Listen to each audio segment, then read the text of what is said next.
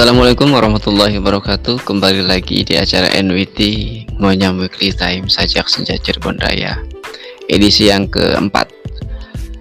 Selamat malam semuanya. Selamat malam, siang, sore, atau pagi bagi yang mendengarkan. Yang terhormat kepada seluruh jajaran admin Sajak Senja Cirebon Raya yang sudah bekerja sama selama ini membantu membangun region Sajak Senja Cirebon Raya dan seluruh membernya. Mobil khusus kepada jajaran pengurus pusat Sajak Senja Indonesia. Semoga kita semua berada selalu dalam lindungan Allah Subhanahu wa taala dan sukses selalu.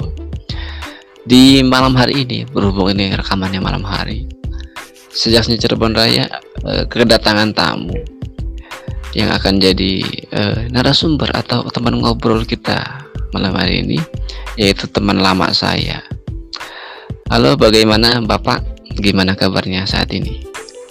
Alhamdulillah, kabarnya baik, seperti biasa. Dan semoga akan tetap seperti itu. Amin. Jangan seperti itu dong. Semoga makin baik lagi. Ya, semoga semakin lebih baik lagi dan semakin bagus lagi. Nah, ya. Pak, ngomong-ngomong nih ya, ada satu hal yang akhir-akhir ini mungkin beberapa minggu atau bulan ke depan itu sempat kan banyak rame itu di sosial media tentang mahasiswa yang bunuh diri, mahasiswa yang ya depresi segala macam. Nah, berbicara tentang fenomena itu gitu kan, itu kan menyangkut tentang mental ya, tentang orang itu punya masalah segala macam. Lo sendiri pernah nggak dalam proses pendewasaan diri itu mengalami suatu hal yang memang sangat-sangat memukul mental lo kayak gitu? Ya, mungkin udah pasti ya, karena gue yakin juga di luar sana pasti pernah ngalamin yang namanya serangan mental, baik itu dari keluarga sendiri, teman-teman, atau mungkin dari teman-teman virtual. Itu pasti sih. Pasti ya. Berarti emang setiap individu juga pasti pernah mengalami itu ya? Pasti pernah mengalami, sedikit banyaknya atau besar kecilnya satu masalah itu pasti. Karena menurut gue ya, tiap-tiap orang itu kan mempunyai kekuatan mentalnya tersendiri gitu. Jadi nggak semua powernya itu sama.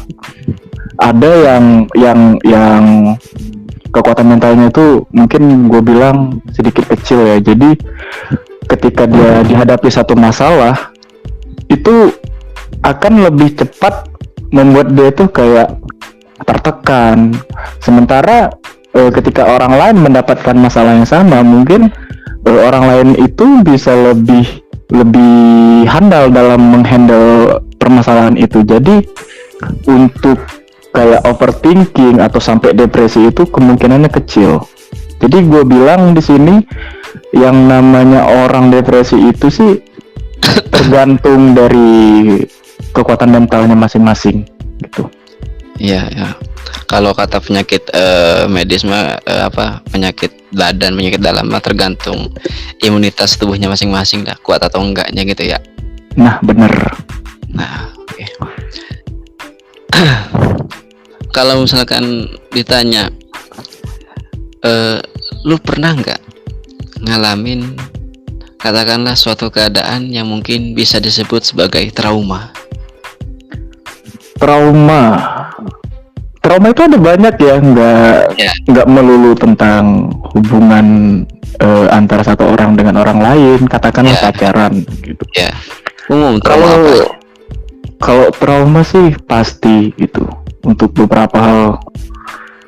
Ya, kalau gue sendiri sih traumanya itu mungkin kayak kenal orang baru atau berada di lingkungan baru gitu. Karena gue juga waktu kecil, waktu sekitar kelas 4 SD gitu pernah dibully gitu. Bahkan ketika gue SMP juga gue pernah dibully gitu.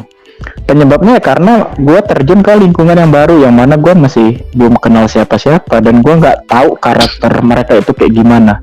Begitu juga sebaliknya. Jadi ya menurut gue pengalaman yang begitu tuh kayaknya semua orang pasti ngerasain gitu. Dan yang gue alamin adalah bullying gitu. Oh ya, bullying ya.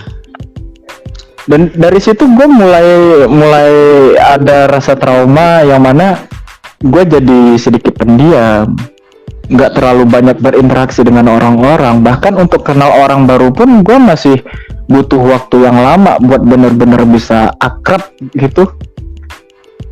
Ya, ada susah sih mengembalikan kepercayaan diri itu. Apalagi ketika kita belum pernah ngalamin itu, tiba-tiba ngalamin itu kayak kaget gitu loh. Iya. Yeah. Jadinya kayak kok jadi gini? Padahal sebelumnya gue nggak pernah loh. Padahal sebelumnya gue baik-baik aja loh. Kok tiba-tiba gue kayak dianggap musuh sih sama mereka gitu. Karena sebelumnya gue juga datang ke mereka itu dalam keadaan yang baik-baik gitu. Tapi kok gue dapat feedback yang begini. Ya kayak gitu aja sih, jadi beban pikiran tersendiri. Tapi kalau boleh tahu, tadi kan lu bilang lu pernah ngalamin trauma, yaitu dari bullying gitu kan. Waktu SMP atau SD tadi? SD sama SMP. SD sama SMP. Kalau boleh tahu tuh bullyingnya tuh dalam bentuk apa? Fisik atau cuma Lebih ke verbal sih, lebih ke verbal. Iya. Jadi gue kayak dikata-katain karena emang dulu postur tubuh gue itu kecil, hitam gitu. Tapi nggak dekil, hitam aja, nggak dekil. Terus teman-teman gue itu kan emang postur tubuhnya kan pada gede-gede gitu. Dan emang guanya juga di situ emang mental gue belum terlatih buat lebih berani. Jadi gue tuh lebih banyak diemnya, gue jadi lebih banyak takutnya gitu. Gue nggak berani ngungkapin apa yang gue simpen gitu. Jadi ketika orang ngata-ngatain gue tuh gue kayak lebih yaudah diem gitu, nggak berani ngomong yang sebenarnya, nggak berani buat mengungkapkan apa yang sebenarnya gue nggak suka gitu. Gue belum berani waktu itu ya. Iya. Tapi seiring berjalannya waktu, gue ketemu lagi dengan orang-orang baru, yang mana orang-orang baru ini bisa gue bilang lebih baik dibanding yang sebelumnya. Dan di saat itu juga kepercayaan diri gue mulai meningkat, mulai membaik, dan gue juga sudah mulai pandai bergaul dengan orang-orang baru. Dan dari situ juga gue mempelajari beberapa hal, seperti gue nggak akan menjudge orang hanya karena satu kesalahan. Gue nggak akan menjudge orang hanya karena fisiknya nggak bagus. Okay. Jadi apa yang gue alamin itu tuh emang jadi pengalaman tersendiri buat gue. Oke, gitu. Tadi kan lo bilang dulu tuh kalau lagi dibullying atau lagi diapain sama teman-teman tuh lu lebih memilih diam gitu kan. Menurut lu pribadi gitu kan, kalau misalkan di antara kita ini atau siapapun itulah teman-teman ngalamin bullying yang macam kayak gimana aja lah, pokoknya bullying atau hal-hal lain yang bisa menyerang mentalnya, ketika dia itu memilih diam, itu sebenarnya baik atau enggak gitu? Sebenarnya ada beberapa pandangan sih soal itu. Dia tergantung di lingkungannya sendiri sih. Kalau orang yang dibully dan dia lebih memilih diam, itu sebenarnya bagus di satu sisi, tapi jelek di satu sisi, karena ketika dia diam, maka si pembuli akan lebih kayak lebih berleluasa buat ngebully dia gitu. Tapi ketika dia ngomong atau dia kayak ngelawan, itu juga akan berakibat buruk untuk dia, karena si pembuli belum tentu sadar, dan si pembuli juga belum tentu kayak oh ya udah gue nggak bakal ganggu lu lagi. Jadi menurut gue lu lebih memilih diam atau lu memilih untuk bersuara itu tergantung orang yang lu hadapin. Makanya dari sini gue bilang lu harus memahami karakter seseorang dulu. Jadi ketika lu mendapatkan itu, lu tahu caranya buat bereaksi seperti apa. Apakah lu harus diam, apakah lu harus ngelawan dengan omongan juga. Jadi mengenali karakter orang itu menurut gua penting. Oke, mengenali karakter orang dulu ya, mengenali karakter musuh katakanlah gitu ya. Nah, bener. Oke, kalau misalkan bicara lagi ke tema awal yang paling utama itu kan perihal trauma.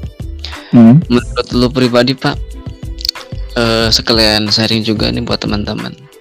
Barangkali ada yang ngerasa ini kok diri gua kenapa gitu kan, kok ngerasa aneh, kok nggak kayak diri gua yang sebenarnya, nggak kayak diri gua yang sebelumnya gitu kan. Apakah gua trauma atau apa gitu kan. Menurut lu pribadi, trauma itu bisa terjadi di hal apa aja sih? Misalkan disebabkan oleh apa aja gitu kan. Ada banyak sih Pak. Banyak apa aja coba? Trauma itu kan datangnya itu kan kadang nggak terduga ya, entah itu dari omongan atau kayak kejadian yang kita alami sendiri. Contoh misal kayak kita belajar bawa sepeda terus jatuh, itu juga akan mengakibatkan trauma yang buat kita tuh jadi takut buat belajar bawa sepeda lagi. Iya. Nah untuk trauma yang lain mungkin ini agak dark sih. Contohnya kayak mungkin perceraian orang tua. Atau pertengkaran orang tua yang nggak ada habisnya, itu juga trauma yang menyerang psikis banget di situ. Yang mana kita sebagai anak itu kan akhirnya kehilangan kepercayaan dengan siapapun karena kita ngeliat orang tua kita sendiri aja tuh begitu, dan akhirnya membuat kita tuh menilai kalau semua orang tuh sama aja. Iya benar. Ini nih yang benar. Barusan beberapa menit atau 30 menit yang lalu ya, sebelum kita mulai omongan ini, gue sempat ngobrol sama seseorang, ini sebenarnya ngobrolnya sama calon istri gue. Anjay, calon istri. Gue sempat tanya sama dia gitu kan, pernah trauma nggak? Dia tuh katanya pernah trauma karena seorang lelaki, sama orang lelaki, dan katanya semua ketika udah trauma sama orang lelaki, disakiti segala macam, ya akhirnya dia nggak percaya ke semua lelaki dan dia mengeluarkan kata-kata yang sering kita dengar, yaitu semua lelaki sama aja katanya. Ya, klasik sih, klasik itu kata-kata klasik. Kata klasik, meskipun ya akhirnya ya tadi dia ngomong itu agak sampai akhirnya katanya dia itu nemuin gua dan mulai percaya gitu sama gue karena keseriusan gue. Oke, skip ya sampai situ saja. Oke. Itu mah kebetulan aja tadi sempat ngobrol itu. Menurut lu Pak, ini kan banyak nih zaman sekarang, apalagi anak-anak baru ABG lah, katakanlah ABG, anak baru gede gitu kan, yang sering ngeluh-ngeluh di sosmed, yang sering ngaku dia itu punya penyakit mental ini, segala macam penyakit mental. Menurut lu pribadi, kalau dari soal trauma, sejauh mana orang itu bisa disebut trauma? Maksudnya ada nggak spesifikasi orang itu bisa disebut ya itu lagi trauma gitu? Ada, tapi mungkin nggak kasat mata ya, karena kan di zaman sekarang orang-orang itu pandai menutupi. Makanya ada nggak lagi ngobrol ciri-ciri aja, ciri-ciri traumatik ya. Ya, ciri-ciri traumatik lah. Gue nggak bisa jelasin secara rinci karena orang-orang yang kayak gitu tuh memang susah ditebak sih. Iya, benar. Karena ketika dia merasakan satu trauma, dia nggak mungkin akan menceritakan rasa traumanya itu ke orang-orang karena dia takut orang-orang itu akan memanfaatkan itu untuk menyerang dia. Contoh kecil kayak gue takut sama ular gitu, dan gue trauma banget gitu karena gue pernah, entah itu gue digigit atau mungkin kayak pernah dimasukin ke dalam baju kayak gitu. Akhirnya buat gue jadi takut banget, dan gue ceritain ke teman gue, gue takut banget sama ular atau trauma bla bla bla. Kalau orang yang berpikiran positif, dia akan menjauhkan gue dari hal-hal yang begitu. Iya benar.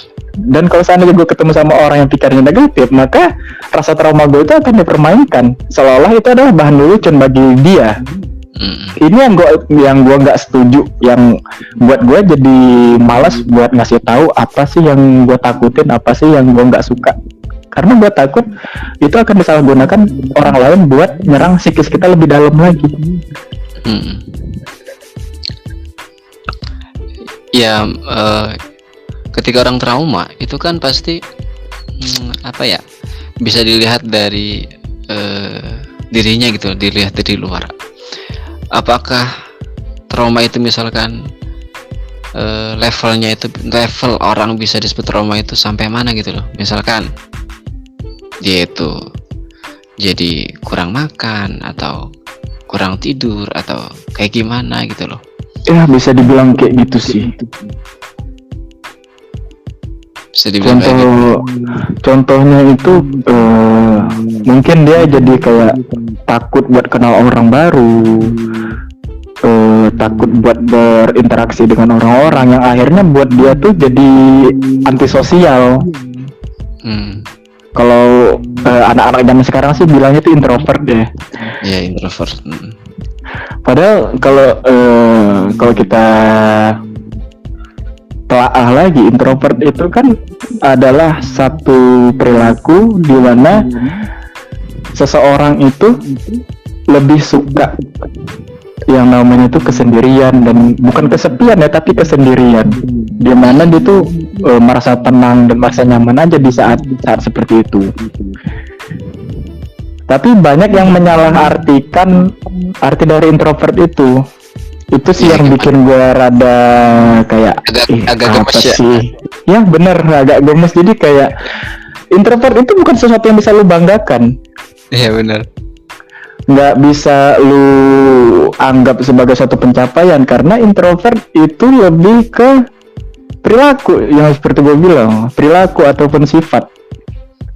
Gue nggak nyebut diri gue introvert, tapi gue lebih suka kesepian, gue lebih suka yang namanya sunyi, gue lebih suka sama yang namanya tenang, karena di saat seperti itu gue merasa nyaman dibanding ketika gue berkumpul sama orang-orang banyak. Tapi bukan berarti juga ketika gue kumpul sama orang-orang banyak gue ngerasa risih, enggak. Cuman gue emang lebih cenderung lebih suka sendirian, gue lebih suka menghabiskan waktu gue dengan diri gue sendiri. Contohnya kayak ya dengerin musik, ngopi, ngeliat pemandangan. Karena di situ titik ternyaman gue lah. Makanya gue tuh sampai sekarang saking bingungnya gitu ya, saking bingungnya tentang deskripsi introvert atau extrovert itu. Gue pribadi, gue tuh bingung nih, gue ini tipe orang yang introvert atau extrovert sih sebenarnya. Karena gue pikir introvert atau extrovert itu tergantung lingkungan loh. Kalau gue, menurut gue pribadi ya, Iya sih, benar. Tergantung lingkungan. Kalau misalkan kita di satu circle itu kita nyambung, ya berarti kita jadi extrovert. Kalau misalkan kita kurang nyambung, ya otomatis kita jadi introvert gitu lah. Menurut gue kayak gitu sih. Nah benar, tergantung lingkungan sama tergantung sama siapa lo berteman. Iya, kayak gitu. Menurut gue sih kayak gitu. Makanya gue nggak mau nyebut diri gue introvert atau apapun itulah. Karena emang nggak relate aja sih kalau gue bilang gue introvert gitu, enggak. Ya karena kadang-kadang kita bobrok juga gitu, lagi nongkrong sama yang ngambung gitu kan. Ya bener. Sebenarnya kan introvert itu kan karena dia nggak akrab aja sama orang ini ya, akhirnya buat dia tuh lebih banyak diam gitu. Iya bener. Tapi kan ada juga orang yang gampang bergaul. Ketika dia ketemu sama orang baru, tapi dia tuh udah bisa mencarikan suasana, menebar kebahagiaan ke orang-orang. Kalau itu disebut sebagai ekstrovert, berarti pelawak-pelawak di OVJ juga ekstrovert dong. Iya bener ya.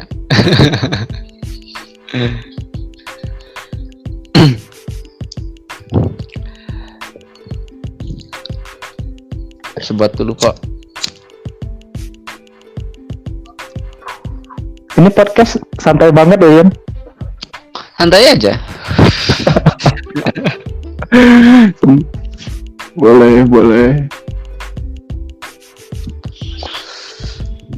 Kembali lagi ke soal trauma. Sejauh mana trauma itu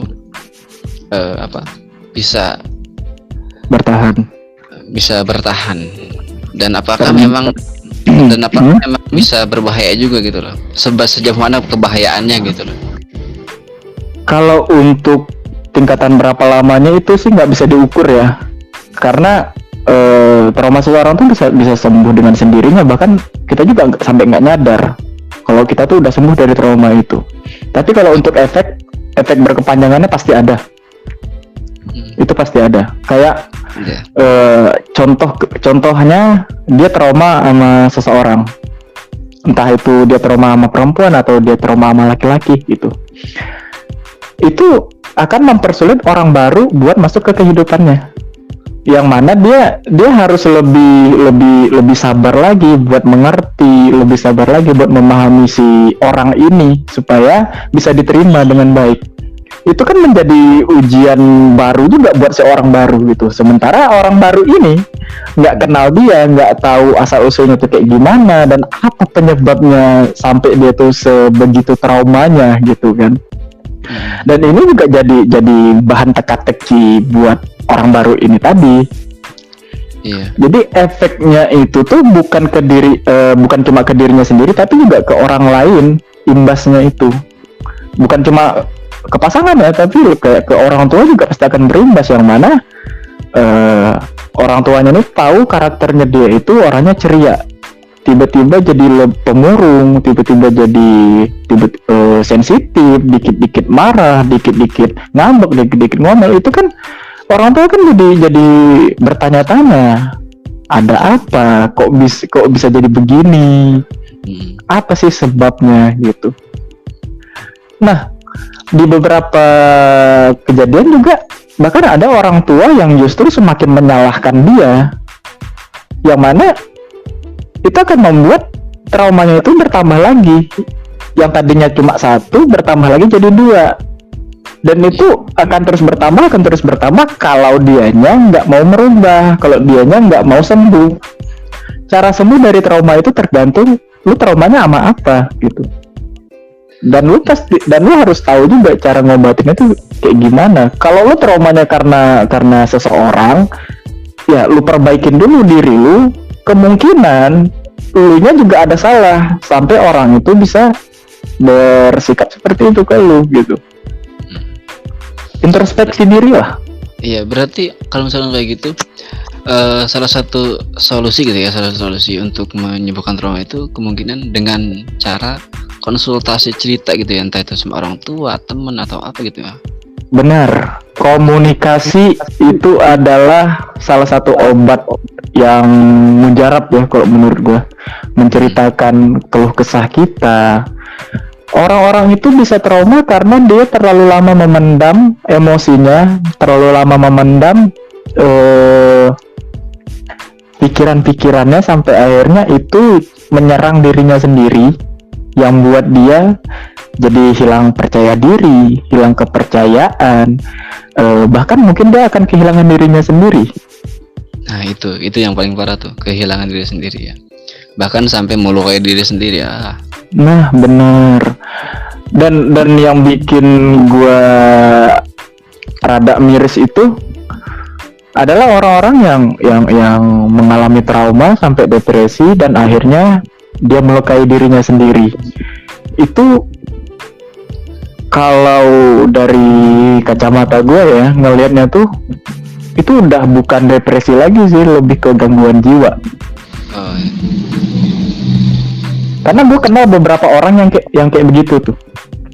Jadi ketika rasa traumanya itu muncul kembali dalam bentuk ingatan, dia akan mencari segala cara untuk menghilangkan perasaan trauma sesaat itu tadi dengan cara yang ekstrim. Contohnya kayak melukai dirinya sendiri atau kayak menghancurkan barang-barang.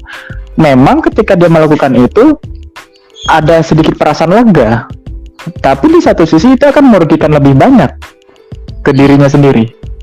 Dan gue berharap banget orang-orang yang seperti itu tolong berhenti.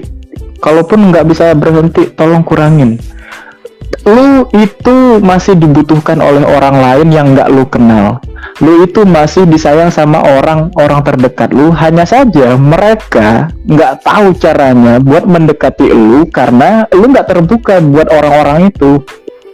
Jadi saran gue, lu harus belajar membuka diri, belajar membuka pikiran lu biar lebih terang, biar lebih enakan. Dan gue yakin ketika lu bisa ngelakuin itu, lu juga bisa menghapus traumatik lu itu. Tapi kan kalau misalkan ada beberapa orang yang ketika dikasih nasihat kayak begitu, pasti alasannya itu masih ingat kejadian yang lalu, terlalu cemas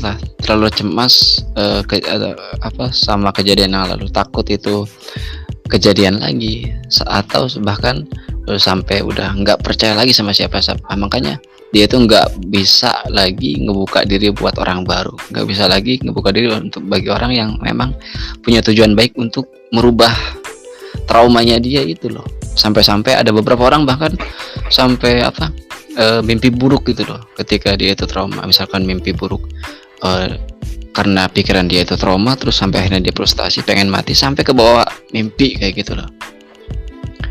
Itu gimana cara meyakinkan orang-orang seperti itu gitu loh? Rada susah sih memang meyakinkan orang yang traumanya itu udah jauh banget merasuk ke dalam dirinya. Tapi bukan berarti nggak bisa, tetap bisa. Cuman langkahnya itu terlalu jauh, jadi lu harus menempuh perjalanan yang lebih panjang lagi, dan lu harus ekstra sabar buat menghadapi orang-orang kayak gitu. Cara menghadapinya itu, pertama, lu harus dapet kepercayaan dia dulu. Ketika lu udah dapet kepercayaannya dia, lu buat dia senyaman mungkin, biar dia lebih terbuka sama lu, dan dia mau cerita apa penyebabnya dan di mana letak salahnya. Ketika lu dengerin dia cerita, pastikan lu jangan ngejudge dia, sekalipun lu tahu itu tuh sebenarnya hal remeh, yang mana setiap orang tuh pasti ngerasain. Cuman kan porsinya beda gitu. Jadi itu tadi, jangan ngejudge, dengerin aja dulu, lalu setelah dia selesai bicara, lu simpulkan, lu cari titik-titik yang mana yang benar dan mana yang salah, terus lu usahakan ngebuang titik yang salah ini, tapi lu cerahkan di bagian titik yang benar ini. Jadi kayak anggaplah dia itu takut sama ketinggian, ya lu bilang emang di ketinggian itu semua hal akan tampak mengerikan. Ketika lu jatuh, ketika lu kepleset dan lu jatuh mengikuti gravitasi bumi dan akhirnya lu menyentuh perut bumi dan lu mati gitu kan. Itu adalah hal bagian buruknya, tapi lu jangan ceritakan bagian buruknya, karena ketika lu menceritakan bagian buruknya itu tadi, itu akan semakin menambah rasa takutnya. Tapi coba lu arahkan ke hal yang lain. Lu takut dengan ketinggian, tapi di ketinggiannya itu lu bisa ngelihat pemandangan yang indah. Lu bisa merasakan angin yang lebih segar. Lu bisa merasakan ketenangan yang nggak lu dapatkan ketika lu berada di dataran yang rendah. Iya. Walaupun di dataran rendah juga ada hal yang indah, tapi kan nggak seindah ketika lu berada di ketinggian. Jadi di sini tuh poinnya, lu jangan ngasih tahu hal yang buruknya, tapi lu kasih tahu hal yang baiknya. Tapi kalau misalkan traumatiknya itu karena seseorang, lu jangan membuat dia semakin mengingat orang itu, tapi coba lu ajarkan dia untuk melihat ke depan. Lu ajarkan dia untuk bisa berpikir ke depan bukan ke belakang. Itu memang menjadi PR tersendiri ya buat orang-orang yang mau masuk ke kehidupan orang yang traumatik gitu. Karena memang sesulit itu memang buat memperbaiki dirinya, karena pada kenyataannya kan kita memang nggak bisa memperbaiki seseorang. Iya. Semua itu tergantung dirinya sendiri mau memperbaikinya itu kayak gimana. Dan tergantung niat juga sih. Kalau emang dia sudah berniat buat lebih baik lagi, ya dia harus belajar buat menjauhkan dirinya dari trauma itu. Iya, juga jadi ingat suatu ucapan, katakanlah ucapan nasihat-nasihat, saran-saran dari para ulama itu kan. Ini sih agak-agak mirip. Tadi kan lu bilang ketika kita itu mau ngobatin orang, katakanlah orang yang punya trauma ketinggian, jangan ceritain hal-hal yang nggak menyenangkannya, tapi ceritain hal-hal yang indahnya gitu. Jadi nyambung juga. Karena gue pernah dengar gitu kan, kalau kita itu lagi ngadapin kalau misalkan kita lagi sakaratul maut gitu kan, jadi sakaratul maut, kita tuh meskipun banyak dosa, jangan ingat dosanya gitu kan, jangan ingetin dosanya, tapi ingatlah bahwasanya Allah itu maha pengampun. Itu kan sebuah harapan. Nah, kalau misalkan kita lagi sehat-sehat kayak gini, maka kita perbanyaklah minta ampunan, karena ya takutnya apa ya, takutnya yang mati yang enggak baik gitu kan. Tapi ketika lagi katakanlah sakaratul maut, jangan ingat dosanya, ingat bahwasannya pengampunan dan rahmat Allah itu lebih besar daripada dosa kita. Mungkin kurang lebihnya kayak gitu ya, sama nih. Oke, ini kembali ke pribadi orang-orang yang mengalami trauma atau depresi itu. Gimana sih cara mengatasi trauma atau depresinya itu dari diri pribadi tanpa bantuan orang lain gitu loh. Jadi ngobatin diri sendiri gitu loh caranya. Ini sih kalau gue sendiri juga kerasa ya beratnya, karena emang butuh waktu yang nggak sedikit. Contoh waktu itu bokap gue udah nggak ada, dimana posisinya waktu itu emang gue lagi sulit-sulitnya, gue lagi berada di titik paling rendah lah waktu itu. Iya. Jadi pada saat gue kehilangan itu, gue ngerasa bener-bener dunia tuh udah nggak enak aja buat dijalanin. Dan gue ngalamin itu di waktu yang cukup lama, bahkan buat beradaptasi dengan hari yang baru dimana gue nggak ngelihat bokap gue lagi tuh cukup berat. Caranya gimana tuh ketika lu bisa bangkit kayak sekarang ini gitu loh? Yang gue ingat cuman satu hal. Gue kan masih punya nyokap, jadi gue fokusin buat nyenengin nyokap gue dulu. Gue fokusin ke situ, gue alihkan dengan pekerjaan, gue alihkan dengan hal-hal yang lain. Intinya gimana caranya biar gue nggak keinget lagi tentang perasaan-perasaan yang nggak enak itu. Walaupun di beberapa waktu emang ingatan-ingatan itu pasti balik lagi gitu kan. Cuman gimana caranya biar kita nggak keinget itu lagi, ya kita alihkan dengan hal lain. Contoh kalau gue pribadi itu kayak nonton atau main game atau sekedar dengerin musik. Intinya sebisa mungkin pikiran gue tuh nggak kosong. Atau neror orang buat bisa teleponan gitu ya. Nah bener. Soalnya gue itu yang sering teror tuh. Tok pak, tengah malam teleponan pak. Ya itu salah satu cara gue buat menghindari dari pikiran-pikiran yang gak enak itu datang lagi sih. Jadi cara melampiaskannya itu ke hal yang lebih positif ya, bukan kayak mabok atau pergi ke satu tempat yang berbahaya, ke diskotik atau segala macam, itu enggak sih. Jadi gue lebih memilih buat melakukan hal yang menurut gue positif, yang mana itu nggak ngerugiin gue, tapi ngerugiin lu karena lu harus dengerin omongan gue. Begadang sampai jam 3.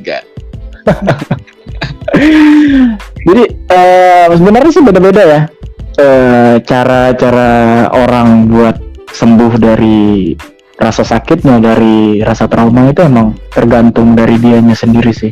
Kalau gue kan emang karena gue masih punya satu orang lagi yang harus gue senengin, harus gue bahagiain, dan gue juga masih punya beberapa keinginan yang belum tercapai, jadi gue lebih fokusin ke situ. Itu sih yang buat gue jadi nggak terlalu terpuruk dalam kesedihan, walaupun emang sesulit itu sih buat lepas dari zona-zona terpuruk itu. Tapi sejauh ini, sorry nih ya gue nanya nih, sejauh ini gimana perkembangannya? Apakah lu udah 100% atau baru 75% bangkit, atau emang gimana gitu sekarang ini perkembangan perasaan lu lah setelah ditinggal oleh orang? Gue bisa dengan bangga nyebut kalau gue udah bangkit 100%. Oke, alhamdulillah. Karena ya itu tadi kan, gue masih punya seseorang yang harus gue senengin, gue masih punya pencapaian, gue masih pengen hidup. Karena menurut gue, kalau kita terus-terusan terpuruk dalam kesedihan, hidup itu nggak akan berwarna. Jadi gimana caranya? Lo harus cari warna lo tersendiri. Dan itu ada banyak cara.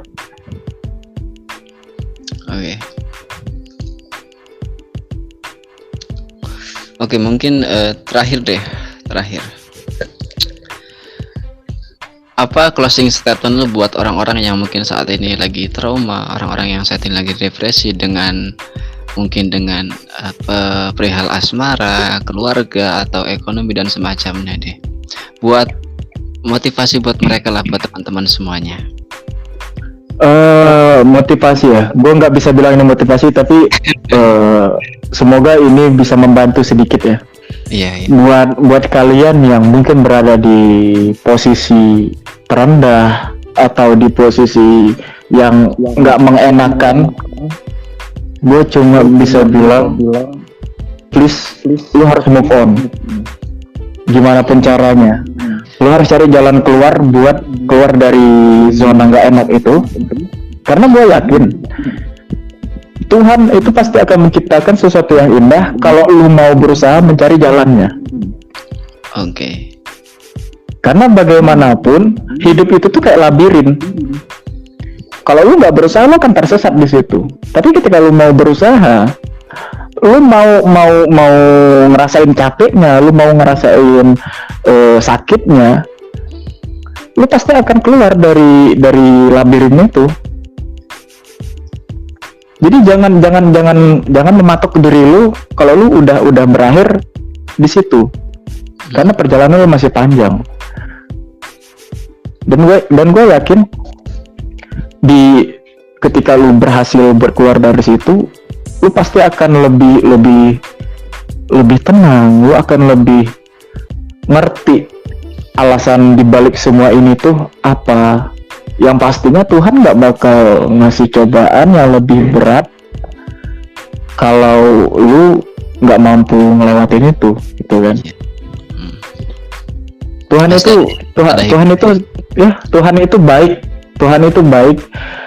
Bahkan ketika Dia memberikan cobaan itu juga adalah hal yang baik. Karena di situ Tuhan ingin lu belajar, Tuhan ingin lu tahu kalau beginilah hidup. Gak ada yang enak, gak ada yang nyaman. Tapi lu harus bisa menemukan titik nyamannya walaupun sedikit. Karena Tuhan juga pasti nitipin itu di dunia ini. Iya. Cukup? Udah? Mau lanjut? Closing statementnya ada lagi? Buat yang trauma karena pasangan, please jangan pernah menyamaratakan semua orang seperti itu. Oke, apalagi karena semua lelaki. Lah benar, karena gini, ketika lu mengatakan bahwa semua orang sama, maka orang yang sama itu akan mengatakan lu juga sama. Karena ketika orang lain berbuat baik atau berbuat buruk ke lu, belum tentu lu juga nggak melakukan itu. Jadi ketika lu mengatakan semua orang sama, maka lu juga adalah bagian dari itu. Karena lu juga orang itu ya. Benar. Kalau lu ketupat kan di sayur. Iya benar. Dan buat yang trauma karena masalah keluarga, gue nggak bisa bilang banyak, gue nggak bisa nyebut banyak. gue cuma bisa berdoa semoga lu bisa keluar dari zona keterpurukan itu. Amin amin ya rabbal alamin. Oke, mungkin ya segitu ya obrolan kita kali ini, semoga ada manfaatnya bagi teman-teman yang lagi trauma atau teman-teman yang lagi terdepresi dengan masalahnya masing-masing. Semoga ya, kalau misalkan emang di antara semua ocehan ini ada yang manfaat ya alhamdulillah. Kalau misalkan ada yang katakanlah cuma sekedar ini apaan sih omongan, yaitu memang keluar dari mulut kita aja, benar enggaknya ya wallahu alam gitu kan. Ya karena emang pada dasarnya ini adalah obrolan santai. Iya, ngobrol santai. Namanya juga NWT, Ngonyam Weekly Time. Ngonyam itu kan ngobrol nyaman. Sesuai nama podcastnya ya. Iya, ngobrol nyaman. Oke Pak, terima kasih atas waktunya. Mungkin gue tutup aja langsung ya. Oke, sama-sama. Gue juga berterima kasih karena diundang ke sini. Oke. Terima kasih untuk semuanya teman-teman dan bintang tamu kita kali ini Bapak. Semoga semuanya bisa ngambil manfaat dari ocehan-ocehan ini, dari obrolan ini. Dan sekali lagi, ini nggak pernah saya lupa sih ya, pesan dari semua admin Sejak Cirebon Raya. Bagi teman-teman semua yang mau ikutan ngobrol di sini atau sekedar sharing di sini, silahkan, diperbolehkan, sangat-sangat diperbolehkan. Boleh ngechat ke adminnya atau ke siapapun yang memang di salah satu member juga nggak apa-apa. Dan tadi barusan saya tuh lihat ya di komenan di Facebook Sejak Cirebon Raya, ada yang pengen ikut ngobrol katanya, tapi agak kurang kenal itu siapa orangnya. Nggak apa-apa, chat aja, nggak apa-apa. Mau ngobrol apa sok, silahkan. Oke, saya tutup untuk NWT kali ini, edisi yang ketiga ini. Kurang lebihnya mohon maaf. Wabillahi taufik wal hidayah. Wassalamualaikum warahmatullahi taala wabarakatuh. Waalaikumsalam.